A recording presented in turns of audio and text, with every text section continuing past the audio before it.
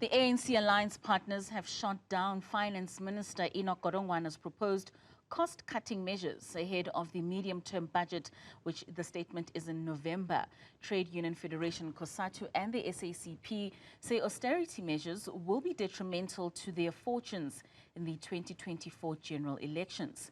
Newzroom Afrika's Juniour Khumalo filed this report.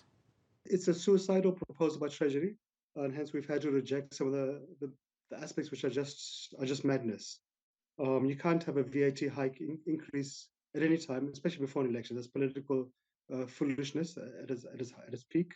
The ANC's alliance partners are rejecting a slew of cost containment measures proposed by the National Treasury that will see departments spending less than they previously planned following a negative economic outlook, mainly due to load shedding.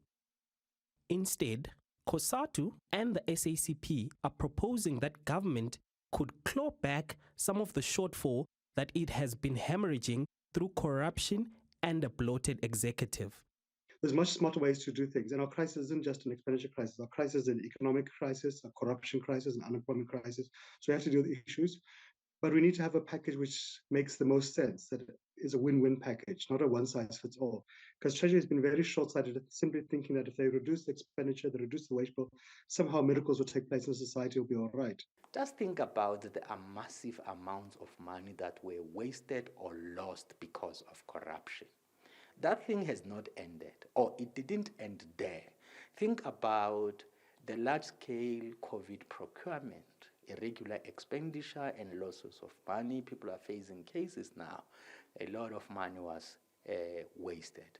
There are just so many things that the government should do. And the Reserve Bank cannot stand aloof from the crisis facing the people. Monetary policy must come on board.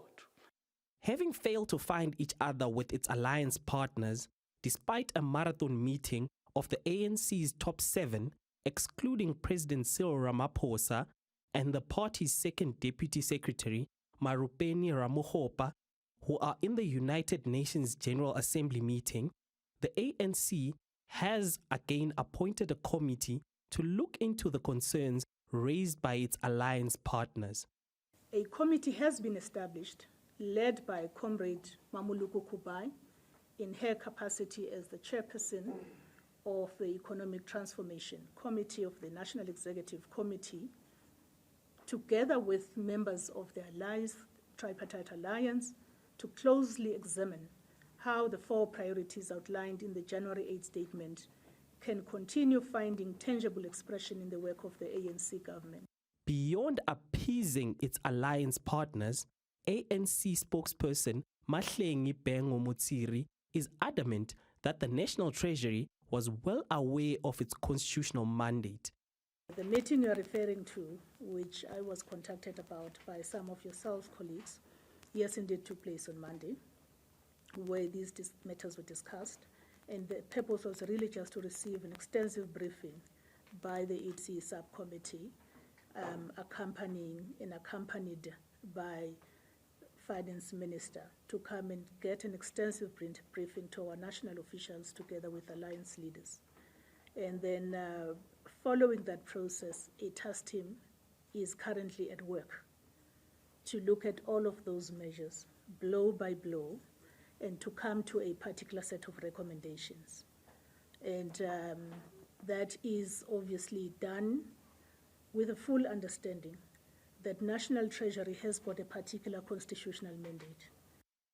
Numerous hurdles remain for Godongwana and his team as he prepares to table the medium-term budget policy statement on the 1st of November, as he has to navigate sentiments from the alliance partners while also trying to stay true to National Treasury's constitutional mandate.